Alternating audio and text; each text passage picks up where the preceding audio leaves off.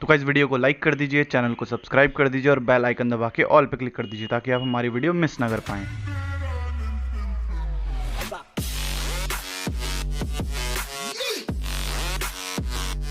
Welcome back guys with a new video. My name is Archit. So today we are going to talk about the early Vedic civilization as you can see in your screens guys. तो आज हम early Vedic civilisation chapter पूरा cover करेंगे जो कि history का 9th class की history का सेकंड चैप्टर है। तो आज मैं ये चैप्टर एक छोटी सी वीडियो में कवर करवा दूंगा गाइस, ठीक है। तो ये रिड्यूस कोर्स है जैसे कि मैंने आपको पिछले वीडियो में बताया था। और गाइस अगर आपने अभी तक पिछली वीडियो नहीं देखी है तो प्लीज़ जाइए पिछली वीडियो देखिए, लिंक डिस्क्रिप्शन में मैंने डाल दिया है। So let's get straight with the video. Guys अगर आप किसी नई प्लेस में जाते हैं तो वहाँ सबसे पहले आप अपना इंट्रोडक्शन देते हैं, ठीक है। तो ऐसे हम इंट्रोडक्शन के बारे में बात करेंगे। किसके इंट्रोडक्शन के बारे में हम बात करेंगे? एक ब्रीफ इंट्रोडक्शन हम पढ़ेंगे किसका? अर्ली वैदिक एज का। तो जो हमारा फर्स्ट पॉइंट है, in direct contrast to the Harappan civilisation which was urban in character. तो क्या था? जो हरप्पन सिविलाइजेशन था वो अर्बन था कैरेक्टर में, यानी कि बहुत ज़्यादा डेवलप्ड था। और अगर वहीं पे हम बात करें, the civilization of the early Vedic age was agrarian that is rural. तो जो अर्ली वैदिक एज था ना, वो अगर कंपैरिजन में हम बोलें हरप्पन सिविलाइजेशन के, तो वो कैसा है? अंडर डेवलप्ड है इस समय, ठीक है ना। तो इसका सेकंड पॉइंट फिर आता है, the early Vedic age is ended around 1500 BC 2000 BC। तो ये हमें क्या बताता है कि जो अर्ली वैदिक एज थी ना वो कब खत्म हुई थी? 1500 BC से 1000 BC के बीच में। एक छोटा सा ब्रीफ था अर्ली वैदिक सिविलाइजेशन का, ठीक है। अब हम आगे पढ़ने वाले हैं Aryan settlements in the Rigvedic age. तो आप सोच रहे होंगे आर्यंस क्या होते हैं, ऋग्वैदिक एज क्या होती है? तो आइए मैं आपको बताता हूँ। With the coming of the Aryans a new civilisation was developed in India. तो आर्यंस के आने से एक नई सिविलाइजेशन डेवलप होना शुरू हुई थी इंडिया में, ठीक है। तो अब आपके दिमाग में क्वेश्चन आ रहे होंगे कि आर्यंस कौन थे, ठीक है। तो वही मैं आपको बताने वाला हूँ। Who are Aryans? First question हमारा ये है। सेकंड क्वेश्चन हमारा क्या होगा? Why they came to India. वो इंडिया में क्यों आए, ठीक है। थर्ड क्वेश्चन क्या होगा हमारा? फ्रॉम वेयर दे केम। वो कहाँ से आए। और हमारा जो लास्ट क्वेश्चन है वो क्या होगा? And how we get to know from where they came. हमें कहाँ से, हमें कैसे पता चला कि वो कहाँ से आए हैं। जैसे ये क्वेश्चन है फ्रॉम वेयर दे केम, वो कहाँ से आए हैं, और फिर हमें कैसे पता चला कि वो कहाँ से आए हैं, ठीक है गाइस। तो हम ये सारी चीज़ें क्लियर करेंगे अभी आपको। Aryans are the migrated peoples. तो आर्यंस क्या थे? माइग्रेटेड पीपल्स थे जो एक जगह से दूसरी जगह रहने के लिए जाते हैं या एक जगह से दूसरी जगह ट्रैवल करते रहते हैं, उन्हें बेसिकली माइग्रेटेड पीपल्स बोला जाता है, ठीक है। तो हमारा नेक्स्ट पॉइंट है, the main reason why Aryans came to India was to explore India. तो गाइज हमारा जो सेकंड क्वेश्चन था वो क्या था कि जो आर्यंस थे, जो इंडियो आर्यंस थे, वो इंडिया में क्यों आए थे। तो जो उनका मेजर रीज़न था ना इंडिया में आने का वो क्या था कि वो उस टाइम पे इंडिया को एक्सप्लोर करना चाह रहे थे। क्यों? क्योंकि इंडिया उस समय एक डेवलप्ड कंडीशन में था। तो वहाँ पे क्या था? वेल टू डू था। ये है ना प्रॉस्पेरियस टाइम, इसका मतलब होता है वेल टू डू, ठीक है। तो हमारा नेक्स्ट पॉइंट है, they belong from south Russia central Asia. तो गाइज हमारा उसके बाद नेक्स्ट क्वेश्चन क्या था कि वो कहाँ से बिलोंग करते थे, ठीक है। वो इंडिया आए थे पर वो कहाँ से आए थे? साउथ रशिया से और सेंट्रल एशिया से आए थे। How we get to know from where they come. तो हमें कैसे पता चला कि वो कहाँ से आए थे, ठीक है। The main reason behind the believe were the language they use is Latin, Greek and we use Sanskrit. तो गाइस क्या था कि हमें कैसे पता चला? तो उसके पीछे एक बेसिक्स है कि अगर आप कहीं जाते हैं, दूसरी जगह में जाते हैं, तो आप कैसे पता लगा सकते हैं कि ये बंदा कौन सी जगह से बिलोंग करता है। तो वो है लैंग्वेज। आप उसकी लैंग्वेज देख के ये चीज़ें बता सकते हैं कि वो कौन सी जगह से बिलोंग करता है, ठीक है। तो सेम वैसे ही इनके साथ भी हुआ। तो ये लैटिन और ग्रीक बोलते थे, ठीक है। और लैटिन और ग्रीक और संस्कृत, ये तीनों लैंग्वेजेस ऐसी हैं जो इंटरकनेक्ट करती हैं आपस में। अगर मैं आपको एग्जांपल दूं तो माँ शब्द जो है वो लैटिन में अगर आप सुनेंगे ना तो वो थोड़ा सिमिलर लगेगा ग्रीक से, और अगर ग्रीक में अगर आप माँ शब्द बोलोगे तो थोड़ा सिमिलर लगेगा संस्कृत से। तो ये तीनों इंटरकनेक्ट करते हैं एक दूसरे को। अगर आप सुनेंगे तो ये तीनों शब्द माँ अगर सुनेंगे तो आपको सिमिलर ही लगेगा तीनों उसमें, तीनों लैंग्वेजेस में, ठीक है। तो वैसे ही था।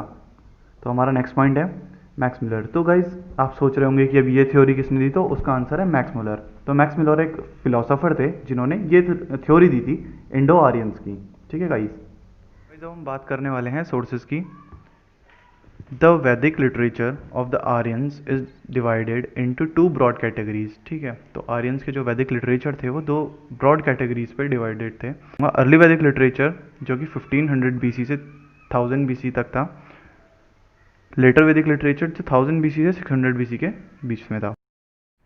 तो गाइज हमने जब पढ़ा था तो हमने आर्यंस के बारे में पढ़ा था, तो उसके साथ एक वर्ड और था जो था ऋग्वेद। तो आप लोग सोच रहे होंगे कि मैंने ऋग्वेद नहीं बताया है, तो मैं अब आपको ऋग्वेद के बारे में बताऊंगा कि ऋग्वेद होता क्या है। तो Rigveda the first of the Veda, तो ये क्या था, सबसे पहला वेद था जो किसने अर्ली फेज के ह्यूमंस ने लिखाया था। ठीक है, प्रपोज किया था। सेकेंड पॉइंट है हमारा, इट कंटेन्स हाइंस। हाइंस का मतलब क्या होता है गाइस? हाइंस का मतलब होता है कि जो मंत्रास होते हैं ना, जो हम प्रे के टाइम पे जब हम प्रे करते हैं गॉड और गॉडेस को, तो उस समय जो मंत्र होते हैं ना उनको हाइंस बोलते हैं। ठीक है, तो ये गॉड और गॉडेस के लिए प्रेज करते थे अलग अलग, जो कि थे इंद्र, वरुणा और अग्नि। ठीक है, जो हमारा फिर नेक्स्ट पॉइंट क्या है, इट कंसिस्ट ऑफ 1028 हाइंस। तो इनके पास जो टोटल हाइंस थे वो कितने थे? 1028 हाइंस इनके पास अवेलेबल थे उस समय, जो कि इन्होंने 3 बुक्स में डिवाइड किया था, और बुक्स का नाम क्या था? मंडलाज, ये बुक्स को बोलते थे उस टाइम पे। ठीक है गाइज, तो गाइज हमारा जो नेक्स्ट टॉपिक है वो है how do Rigveda hymns enable us to reconstruct the early Vedic civilization. जो हाइंस थे ना, जो मंत्रास थे, उन्होंने हमारी हेल्प की थी किसमें? रिकंस्ट्रक्ट करने में अर्ली वैदिक सिविलाइजेशन को। तो वो कैसे की थी गाइस? तो मैंने आपको जैसे बताया था ना कि उनमें वो लोग क्या करते थे कि वो बहुत ज़्यादा मानते थे गॉड्स और गॉडेस में। तो उनमें उनके कुछ फेवरेट गॉड या गॉडेस थे, इंडो आर्यंस के बहुत फेवरेट गॉड या गॉडेस थे, जिनका उल्लेख, जिनको उन्होंने मेंशन किया है किसमें? मंत्रास में जिनको मेंशन किया है। तो उसके बारे में हम अभी बात करने वाले हैं। ठीक है, तो हम सबसे पहले बात करने वाले हैं इंद्र के बारे में। तो गाइज क्या है कि जो सबसे पहले गॉड है ना, उनके जो सबसे फेवरेट गॉड थे वो क्या थे? इंद्र थे। ठीक है,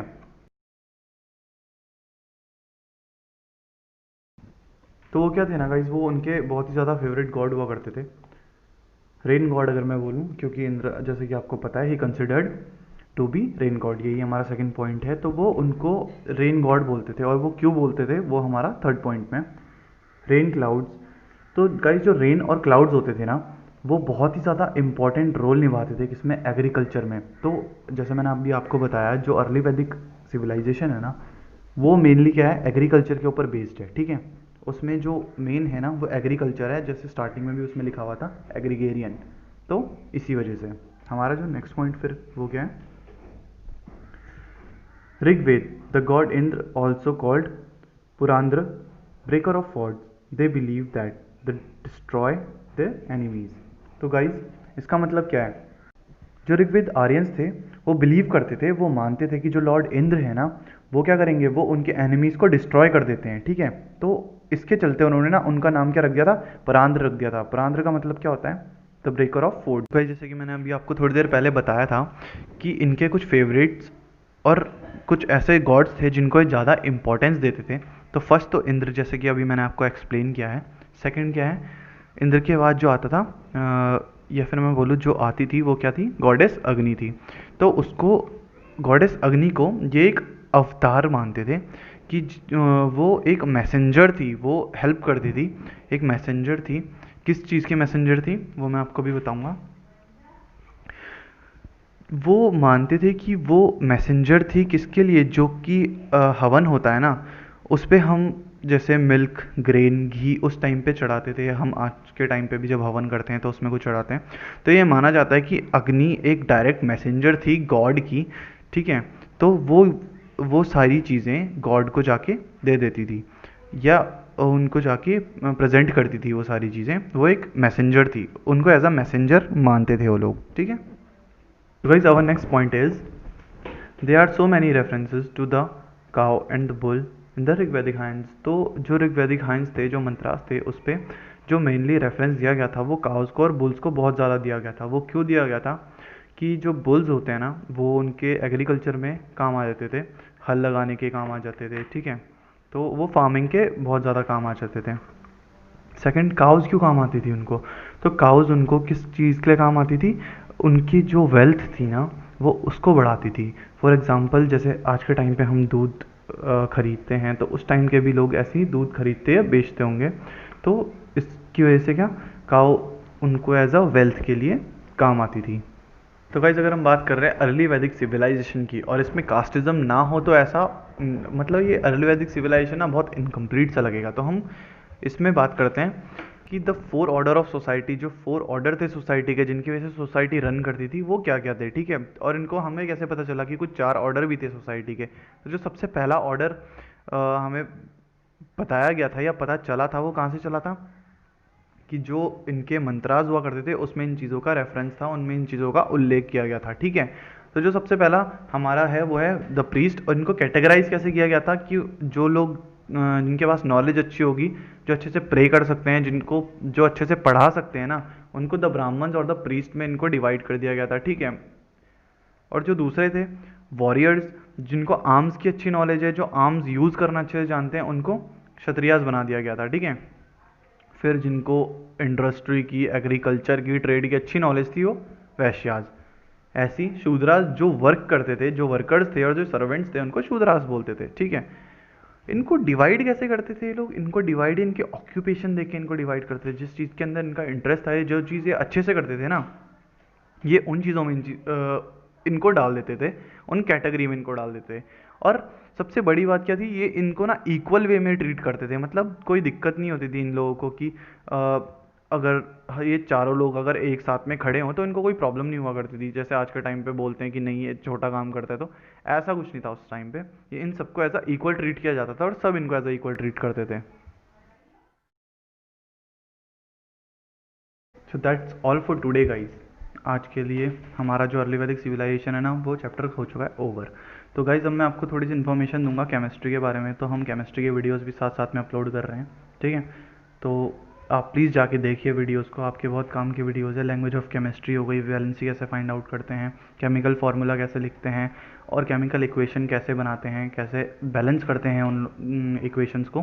प्लीज़ आप जाइए, वीडियो देखिए, go through the video, it will help you in the examination purpose. Thank you so much for watching the video. और लाइक कर दीजिए अगर अभी तक आपने वीडियो को लाइक नहीं किया, अपने फ्रेंड्स के साथ वीडियो शेयर कर दीजिए, और अगर आप नए हैं तो प्लीज़ चैनल को सब्सक्राइब कर दीजिए।